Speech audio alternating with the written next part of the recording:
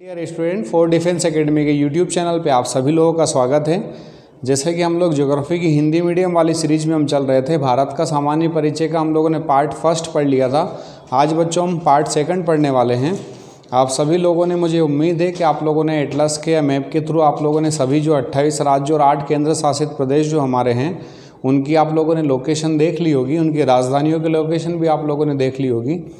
आगे हम लोग पढ़ने वाले हैं कि भारत के सामान्य परिचय में हम लोग हमारे पड़ोसी देश के बारे में हम लोग चर्चा कर रहे थे कि भारत के जो लैंड टू लैंड यानी कि भूमि से भूमि जो हमारे लगे हुए जो पड़ोसी देश हैं उनकी संख्या हम लोगों ने 7 आप लोगों को बताई थी कि भारत के भूमि से भूमि लगे हुए जो पड़ोसी देश हैं उन पड़ोसी देशों की संख्या हमारी कितनी है? 7 हैं। ठीक है बच्चों, अभी जो 7 हमारे जो भूमि से भूमि लगे हुए जो पड़ोसी देश है वो कौन कौन से हैं, आइए हम लोग चर्चा करते हैं उनके बारे में। तो हम लोगों ने देखा था कि यहाँ हमारा जो गुजरात से लेके तो आप लोग देख रहे थे जो लद्दाख वाला भाग है आपको यहाँ तक जो दिखाई दे रहा है, यहाँ ये हमारा पड़ोसी देश कौन सा है? पाकिस्तान। ठीक है, अब देखो हमसे प्रश्न क्या पूछा जाएगा कि बताइए भारत के ऐसे कौन कौन से राज्य या केंद्र शासित प्रदेश है जो पाकिस्तान की सीमा को स्पर्श करते हैं। एनडीए, सीडीएस, नेवी, एयरफोर्स सभी के लिए एक महत्वपूर्ण प्रश्न यहाँ से खड़ा होता है। तो बच्चों आप लोग यहाँ आप इस मैप पर बहुत ध्यान से देखेंगे। यदि आप लोगों ने कल घर पे जाकर के जो राज्य की आपने लोकेशन देख ली होगी तो आपको बिल्कुल भी किसी भी प्रकार की रटने की आवश्यकता नहीं है।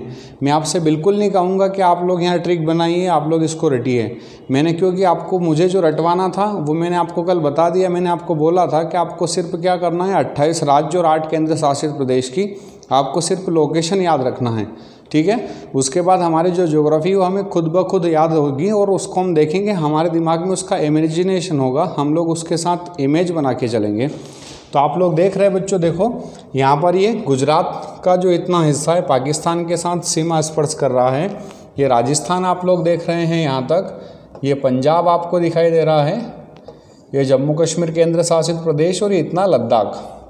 ठीक है, तो पाकिस्तान की सीमा को स्पर्श करने वाले यदि हम लोगों से राज्य या केंद्र शासित प्रदेश पूछे जाएंगे तो एक हम बताएंगे गुजरात, दूसरा राजस्थान, तीसरा पंजाब। ये 3 हमारे राज्य हो गए।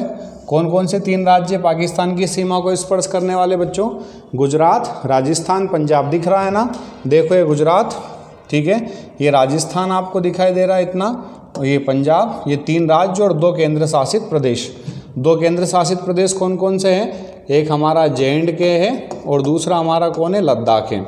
तो इस प्रकार से 2 केंद्र शासित प्रदेश और 3 राज्य मिलकर के ये जो 5 हमारे राज्य और केंद्र शासित प्रदेश है किसके साथ सीमा बना रहे हैं?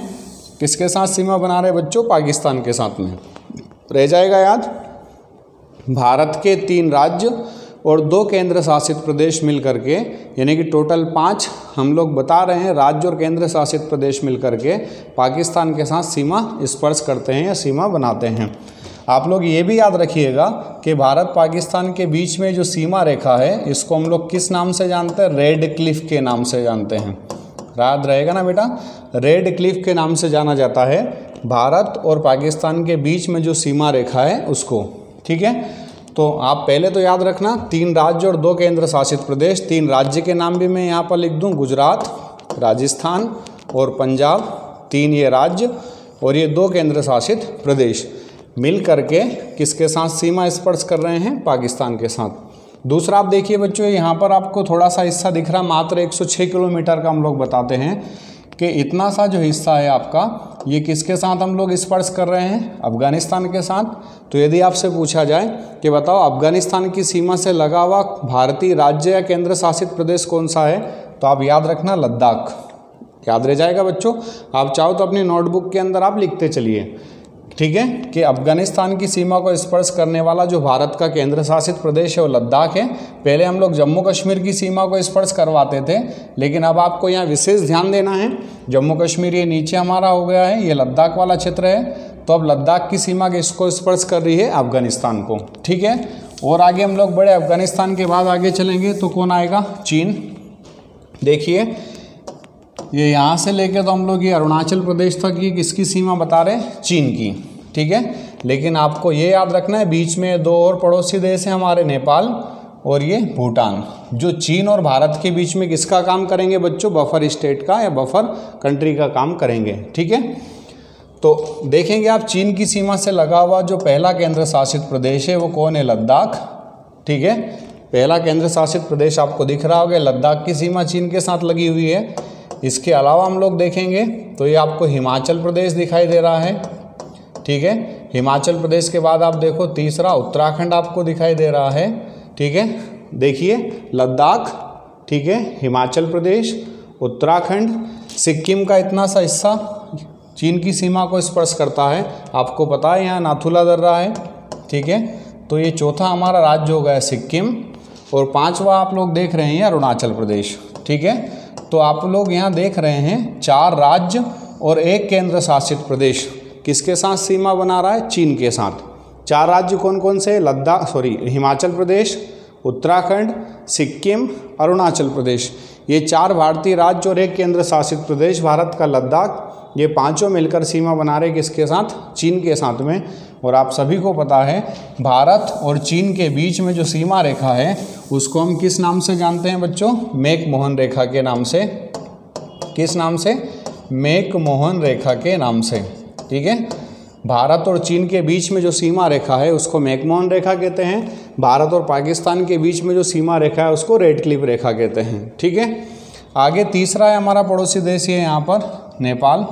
ठीक है, एक हमने देख लिया पाकिस्तान, दूसरा हमने देखा ये अफगानिस्तान, तीसरा हम लोगों ने देख लिया चीन, और चौथा हम पड़ोसी देश देखने जा रहे हैं नेपाल। ठीक है, स्पष्ट रूप से आपको दिखाई दे रहा है उत्तराखंड, उत्तर प्रदेश, बिहार, ये पश्चिम बंगाल का उत्तरी भाग, और सिक्किम। ठीक है, मैं नाम यहाँ पर लिख रहा हूँ, आप लोग देखिए। पहला हमारा जो उत्तराखंड जो किसके साथ लगा है, नेपाल के साथ। दूसरा राज्य आप देख रहे हैं उत्तर प्रदेश, तीसरा राज्य हम लोगों को दिखाई दे रहा है बिहार, चौथा वेस्ट बंगाल या पश्चिम बंगाल, और पांचवा जो है वो है सिक्किम। ठीक है बच्चों, ये 5 जो राज्य है ये किस देश की सीमा से लगे हुए हैं, नेपाल की सीमा से। कौन कौन से 5 राज्य है, उत्तराखंड, उत्तर प्रदेश, बिहार, पश्चिम बंगाल का जो उत्तर वाला भाग है दार्जिलिंग वाला वो, और सिक्किम। तो 5 राज्य मिलकर के किसके साथ सीमा अपनी शेयर कर रहे हैं या बना रहे हैं, नेपाल के साथ में। ठीक है, आगे हम लोग चलें भूटान। ठीक है, ये भूटान आप लोगों को दिखाई दे रहा है यहाँ पर। तो देखिए भूटान को सिक्किम की सीमा स्पर्श करेगी।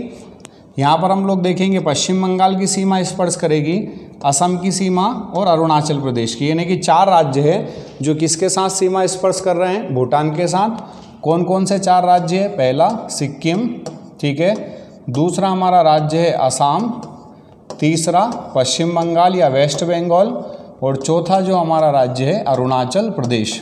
ठीक है बच्चों, याद रह जाएगा। कहीं पर भी डाउट हो आप लोग बता सकते हैं कमेंट कर कर। हम लोग देख रहे हैं भूटान की सीमा को स्पर्श करने वाले जो राज्य है वो है सिक्किम, असम, पश्चिम बंगाल और अरुणाचल प्रदेश। ठीक है बच्चों, ये 4 जो राज्य है ये भूटान के साथ लगे हुए हैं। 5 राज्य भी हमने देखे नेपाल के साथ। कौन कौन से 5, उत्तराखंड, उत्तर प्रदेश, ये बिहार, ये पश्चिम बंगाल का उत्तरी भाग, और सिक्किम का पश्चिमी भाग किसके साथ सीमा बना रहा है, नेपाल के साथ में। ठीक है, चीन के साथ हम लोगों ने देख ही लिया है। लद्दाख, हिमाचल प्रदेश, उत्तराखंड, सिक्किम और अरुणाचल प्रदेश किसके साथ सीमा बना रहे हैं, चीन के साथ में। आ जाइए म्यांमार के पास। ये म्यांमार की सीमा की हम लोग बात जब करेंगे तो आपको पता है म्यांमार की सीमा से लगा हुआ एक ये राज्य है अरुणाचल प्रदेश। ठीक है, दूसरा ये राज्य है नागालैंड, तीसरा राज्य है मणिपुर, और चौथा राज्य है मिजोरम।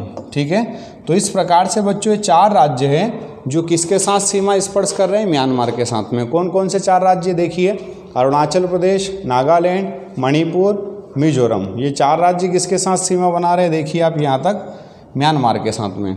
ठीक है, म्यांमार की सीमा के बाद हम देखेंगे ये बांग्लादेश है हमारा। ठीक है, ये हमारा पड़ोसी देश कौन है, बांग्लादेश, जो हमारे भारत के साथ सबसे ज़्यादा सीमा स्पर्श कर रहा है। इसकी सीमा को स्पर्श करने वाले राज्य में हम देखेंगे तो आपको यहाँ स्पष्ट रूप से दिखाई दे रहा है मिजोरम का पश्चिमी भाग। दूसरा हम देखेंगे त्रिपुरा, ये तो तीनों तरफ बांग्लादेश से घिरा हुआ है। तीसरा हम लोग देख रहे हैं यहाँ पर मेघालय, ये मेघालय आपको दिखाई दे रहा है। फिर देखिए आसाम यहाँ भी टच कर रहा है, यहाँ पर भी टच कर रहा है। तो चौथा राज्य है हमारा आसाम, ठीक है। और पांचवा राज्य कौन सा है? वेस्ट बंगाल या पश्चिम बंगाल, ठीक है। अब कोई राज्य दो जगह टच कर रहा है, इसका मतलब ये नहीं कि हम उसको दो बार काउंट करेंगे, एक ही बार हम उसको काउंट करेंगे, ठीक है। तो 5 राज्य ऐसे हैं जो किसकी सीमा से लगे हुए हैं? बांग्लादेश की सीमा से। कौन कौन से 5 राज्य हैं? मिजोरम, त्रिपुरा, मेघालय, असम, पश्चिम बंगाल, ठीक है। तो इस प्रकार से हम लोगों ने देखा कि भारत की सीमा से लगे हुए जो 7 पड़ोसी देश है, उन 7 पड़ोसी देश को कौन कौन से भारतीय राज्य स्पर्श करते हैं, उनके बारे में हम लोगों ने चर्चा की है। एक बार से फिर मैं आपको बता देता हूं बच्चों, किसी के मन में कोई डाउट हो, कहीं कन्फ्यूजन हो। देखिए सबसे पहले पाकिस्तान, इसकी सीमा को स्पर्श करने वाले भारत के 3 राज्य हैं और 2 केंद्र शासित प्रदेश हैं। देखिए एक ये गुजरात, ठीक है। दूसरा बच्चों हम लोगों ने क्या देखा? राजस्थान। तीसरा पंजाब। ये चौथा हमारा केंद्र शासित प्रदेश है जम्मू कश्मीर। और ये 5वां हम लोग देख रहे हैं लद्दाख। तो 3 राज्य गुजरात, राजस्थान और पंजाब, और 2 केंद्र शासित प्रदेश जम्मू कश्मीर और लद्दाख। आपको यहाँ काफ़ी सावधानी रखना है। पहले हम लोग बताते थे कि 4 राज्य स्पर्श करते हैं, पूरा का पूरा जम्मू कश्मीर था हमारा, लेकिन अब यहाँ हमें परिवर्तन देखने को मिल रहा है। 3 राज्य है और 2 केंद्र शासित प्रदेश हैं, ठीक है। फिर अफगानिस्तान की सीमा को स्पर्श करने वाला एकमात्र हमारा केंद्र शासित प्रदेश है लद्दाख, ठीक है। आपको पता होगा कि पाकिस्तान और अफगानिस्तान के बीच में जो सीमा रेखा है, इस सीमा रेखा को हम डुरंड रेखा के नाम से जानते हैं, ठीक है। तो आप इन 3 लाइन के नाम याद रख लेना। पाकिस्तान और भारत के बीच में रेड क्लिफ, भारत और चीन के बीच में मैकमोहन, और पाकिस्तान और अफगानिस्तान के बीच में कौन सी है? डुरंड। रह जाएगा याद। भारत और पाकिस्तान के बीच रेड क्लिफ रेखा, भारत और चीन के बीच मैकमोहन रेखा, और पाकिस्तान और अफगानिस्तान के बीच में डुरंड रेखा। फिर चीन की सीमा को स्पर्श करने वाले पहले 5 राज्य थे, अब लेकिन वर्तमान में 4 राज्य और 1 केंद्र शासित प्रदेश है। एक केंद्र शासित प्रदेश है लद्दाख, ठीक है। 4 राज्य कौन कौन से हैं? हिमाचल प्रदेश 1, उत्तराखंड 2, सिक्किम 3, अरुणाचल प्रदेश 4। तो इस प्रकार से 4 राज्य और 1 केंद्र शासित प्रदेश चीन के साथ सीमा स्पर्श करता है। नेपाल के साथ हम लोग बताते हैं 5 राज्य हैं, उत्तराखंड, उत्तर प्रदेश, बिहार, पश्चिम बंगाल और सिक्किम। भूटान के साथ 4 राज्य सीमा बनाते हैं, सिक्किम, पश्चिम बंगाल, असम, अरुणाचल प्रदेश। म्यांमार के साथ बच्चों 4 राज्य सीमा स्पर्श कर रहे हैं, अरुणाचल प्रदेश, नागालैंड, मणिपुर, मिजोरम। बांग्लादेश के साथ भारत के 5 राज्य सीमा बनाते हैं, मिजोरम 1, त्रिपुरा 2, मेघालय 3, असम 4 और पश्चिम बंगाल 5, ठीक है। तो ये तो रहा बच्चों कि भारत के जो पड़ोसी देश है और उनकी सीमा से लगे हुए भारतीय राज्य, ठीक है। इस प्रकार से यहाँ कैसे क्वेश्चन पूछेगा, आपको रैंडमली कोई 4 स्टेट के नाम दे देगा, 3 स्टेट आपके यहाँ के दे दिए, एक कोई इसी से रिलेटेड कोई कन्फ्यूजन करने वाला त्रिपुरा वगैरह दे देगा, और आपसे प्रश्न पूछ लेगा इनमें से कौन सा ऐसा राज्य है जो म्यांमार की सीमा को स्पर्श नहीं करता है, या यूँ पूछ लेगा कौन सा ऐसा राज्य है जो म्यांमार की सीमा को स्पर्श करता है, ठीक है।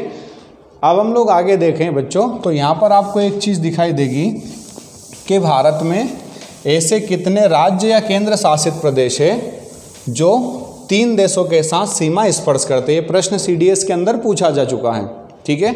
आप लोग देखेंगे भारत में ऐसे कितने राज्य या केंद्र शासित प्रदेश है जो 3 देशों के साथ सीमा स्पर्श करते हैं। तो आप लोग देखें बच्चों, एक तो ये दिखाई देगा आपको लद्दाख, दिखाई दे रहा है लद्दाख। ये जो लद्दाख वाला क्षेत्र है आप देख रहे होंगे, पाकिस्तान की सीमा को भी लगा रहा है, ये अफगानिस्तान की सीमा को भी टच कर रहा है और चीन की सीमा को भी टच कर रहा है। तो लद्दाख ऐसा भारतीय केंद्र शासित प्रदेश है जो 3 देशों के साथ अपनी सीमा स्पर्श कर रहा है, ठीक है बच्चों। कितने देशों के साथ? 3 देशों के साथ। कौन कौन से 3 देश है? पाकिस्तान, अफगानिस्तान और चाइना, ठीक है। इन तीनों देशों के साथ सीमा स्पर्श करने वाला केंद्र शासित प्रदेश कौन हो गया? लद्दाख, ठीक है। अब इसके अलावा और भी कोई भारतीय राज्य है क्या? हाँ है।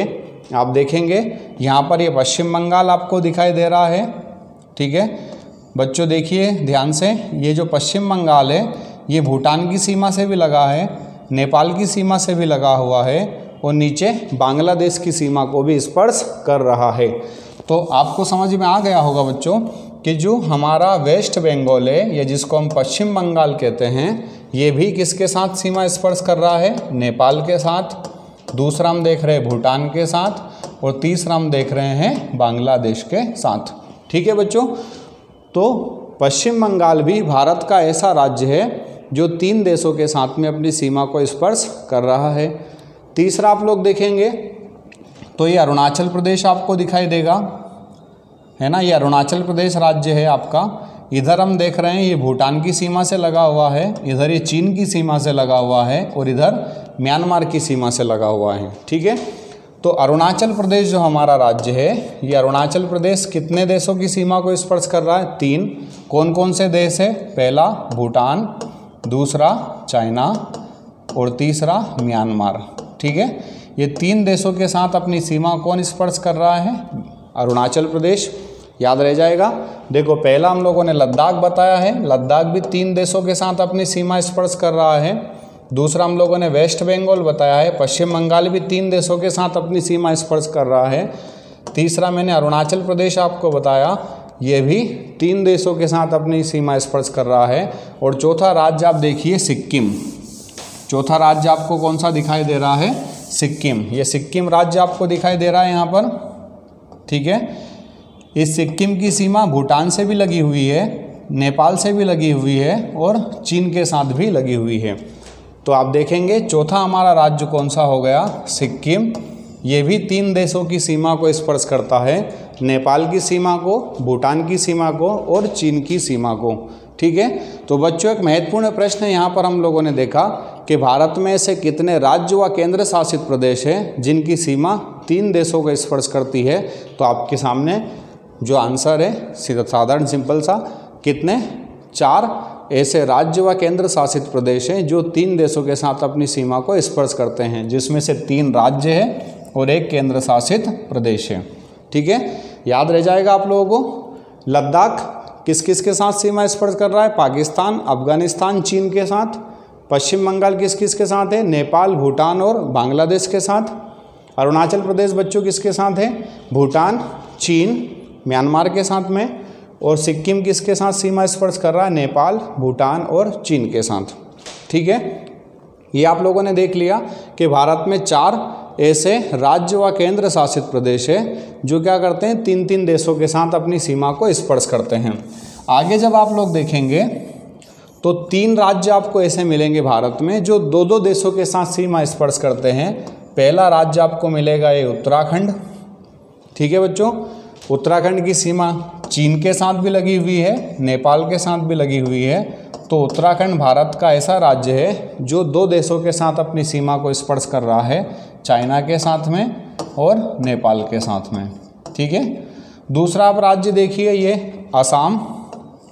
ठीक है, ये असम आप लोग देख रहे हैं, ये भी कितने देशों के साथ? ऊपर आप देखेंगे भूटान और नीचे बांग्लादेश के साथ। तो दूसरा राज्य आपको मिल रहा है असम, जो भूटान के साथ में और बांग्लादेश के साथ में अपनी सीमा को शेयर कर रहा है, सीमा को स्पर्श कर रहा है। और तीसरा राज्य आप देख रहे हैं ये मिजोरम।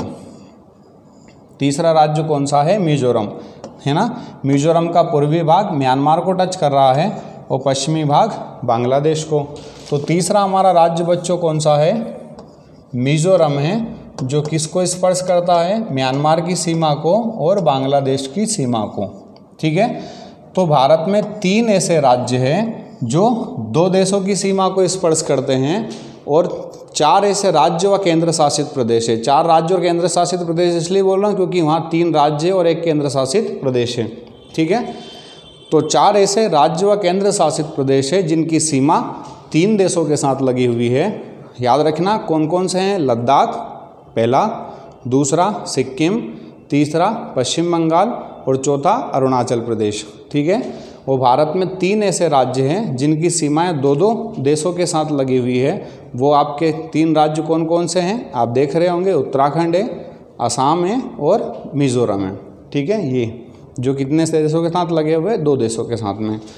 आगे बच्चों हम लोग चलें तो हमसे साधारण सा प्रश्न जो पूछा जाता है, आप सभी लोगों ने अक्षांश और देशांतर रेखाओं के बारे में पढ़ा होगा कि अक्षांश और देशांतर रेखा क्या है। अक्षांश और देशांतर रेखा पढ़ने के लिए पहले मैं थोड़ा सा आपको अक्षांश और देशांतर रेखा के बारे में बताना चाहूँगा कि ये हमारी पृथ्वी को हम लोगों ने क्या करा है, पृथ्वी के जैसा ही या उसके जैसा हम लोगों ने एक संरचना बनाई जिसको हम लोगों ने ग्लोब कहा है ना। काय के लिए हम लोगों ने इसको बनाया है, पृथ्वी की धरातली संरचना या उसके वहाँ पर जो देश है उनकी भौगोलिक स्थिति है ना, उसके अध्ययन के लिए हम लोगों ने क्या किया, ग्लोब हमने बनाया। और इस ग्लोब पर हम लोगों ने जो आड़ी रेखाएं खींची है उनको अक्षांश रेखा और जो खड़ी रेखा खींची उनको हम देशांतर रेखा कहते हैं। ठीक है, ये जो आड़ी रेखाएं हैं इनको हम अक्षांश रेखा कहते हैं। ठीक है, लेटीट्यूड, और जो खड़ी रेखाएं हैं इनको हम देशांतर रेखाएं कहते हैं। ठीक है, अक्षांश और देशांतर रेखाओं के बारे में एक मैं सेपरेट लेक्चर आपको बताऊंगा, क्योंकि अक्षांश और देशांतर रेखा भी हमारा एक महत्वपूर्ण टॉपिक है जिनसे हमसे एनडीए सीडीएस में प्रश्न पूछा जाता है।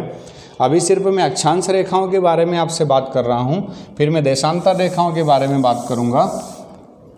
अक्षांश रेखाओं के बारे में जब हम लोग चर्चा करते हैं तो हम बोलते हैं कि ग्लोब के बीचों बीच या पृथ्वी के बीचों बीच जो हम लोगों ने अक्षांश रेखा खींची उसको हमने 0 डिग्री अक्षांश रेखा नाम दिया। और इस 0 डिग्री जो अक्षांश रेखा है इसी को हम भूमध्य रेखा या विषुवत रेखा कहते हैं। याद रहेगा बच्चों, पृथ्वी के बीचों बीच या ग्लोब के बीचों बीच आड़ी खींची गई रेखा को हमने 0 डिग्री अक्षांश रेखा कहा या भूमध्य रेखा कहा, या इसी को हम लोग विषुवत रेखा भी कहते हैं, विषुवत रेखा, या इसको हम इक्वेटर भी कहते हैं। ठीक है, याद रह जाएगा 0 डिग्री अक्षांश को क्या कहा है, भूमध्य रेखा या विषुवत रेखा। ठीक है, अब यदि इसकी आप लोग डेफिनेशन निकालने जाओगे भौगोलिक दृष्टि से या हमारी ज्योग्राफी की दृष्टि से, तो आपसे पूछेगा वो कि पृथ्वी के केंद्र बिंदु पर आपने एक निशान लगाया, वहाँ आप लोगों ने एक लाइन खींची और इस लाइन से लेकर आप क्या करेंगे, कहीं पर भी जाकर के आप लोग एक लाइन खींचेंगे और इस सेंटर लाइन से और उस लाइन के बीच में जितने डिग्री का एंगल बनेगा वो एंगल क्या होगा, उतना डिग्री लेटीट्यूड का होगा। ठीक है, लेकिन आप सिंपल सा याद रखना कि हम लोगों ने क्या किया है, पृथ्वी के बीचों बीच या ग्लोब के बीचों बीच हम लोगों ने जो लाइन खींची है आड़ी, उसको हम अक्षांश रेखा कह रहे हैं और उसका नाम हमने दिया है 0 डिग्री अक्षांश रेखा या भूमध्य रेखा या उसी को विषुवत रेखा कहेंगे। ठीक है, इसके ऊपर उत्तरा वाला जो भाग होगा उस उत्तर वाले भाग को हम उत्तरी गोलार्ध कहते हैं, नदर्न हेमिस्फीयर के नाम से इसको जानते हैं। ठीक है, और उसके दक्षिण वाला जो भाग होगा उसको हम दक्षिणी गोलार्ध के नाम से जानते हैं। ठीक है बच्चों, 0 डिग्री के ऊपर आपका जो भाग होगा वो उत्तरी गोलार्ध और 0 डिग्री के नीचे जो भाग होगा वो दक्षिणी गोलार्ध। ठीक है, इस 0 के ऊपर में जो अक्षांश रेखा होगी उसको हम कहेंगे उत्तरी अक्षांश, उत्तरी अक्षांश। ठीक है, और 0 के नीचे जो आपकी रेखाएं होगी उसको हम कहेंगे दक्षिणी अक्षांश।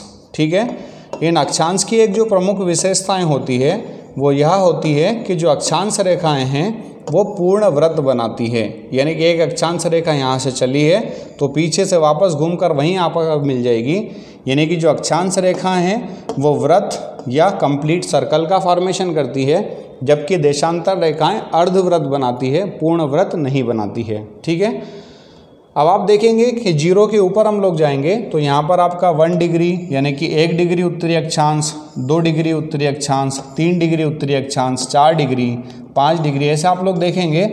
कुल इस उत्तर वाले भाग में आपको कितनी अक्षांश रेखाएं मिलेगी, हम लोग देखेंगे यहाँ 90। ठीक है, और उसी प्रकार से आप यदि दक्षिण वाले भाग में आएंगे तो दक्षिण वाले भाग में भी आपको 1 डिग्री दक्षिणी अक्षांश, 2 डिग्री दक्षिणी अक्षांश, 3 डिग्री, 4 डिग्री, ऐसे आपको कुल यहाँ पर भी हम देखेंगे कुल कितनी अक्षांश रेखाएं मिल जाएगी आपको, 90। ठीक है बच्चों, ये जो 90 उत्तर वाला जो भाग होगा इसको हम उत्तरी ध्रुव के नाम से जानते हैं। किस नाम से जानते हैं, उत्तरी ध्रुव के नाम से। और ये जो 90 वाला जो दक्षिण वाला भाग है इसको हम दक्षिणी ध्रुव के नाम से जानते हैं। ठीक है, एक नॉर्थ पोल है और एक साउथ पोल है, एक उत्तरी ध्रुव है और एक दक्षिणी ध्रुव है। ठीक है, अब हम बात कर रहे हैं अक्षांश रेखा के बाद यदि हम जाएंगे ऊपर, एक अलग से एक और मैं आपको बनाता हूँ, मैं एक डायग्राम अलग से हम बना के देख रहे हैं। ये 0 डिग्री को हम लोगों ने भूमध्य रेखा नाम दिया है। ठीक है बच्चों, 0 डिग्री को हम लोगों ने क्या नाम दिया है, भूमध्य रेखा या विषुवत रेखा। इसके ऊपर हम जा रहे हैं तो 1 डिग्री, 2 डिग्री, 3 डिग्री, 4 डिग्री से हम जाएंगे तो यहाँ पर हम लोगों को एक 23.5 डिग्री उत्तरी अक्षांश मिलेगी। 23.5 डिग्री उत्तरी अक्षांश रेखा हम लोगों को मिलेगी। तो 23.5 डिग्री उत्तरी अक्षांश रेखा को हम क्या कहते हैं? कर्क रेखा। क्या कहते हैं? कर्क रेखा। ठीक है बच्चों, 23.5 डिग्री उत्तरी अक्षांश को क्या कह रहे हैं? कर्क रेखा कह रहे हैं हम।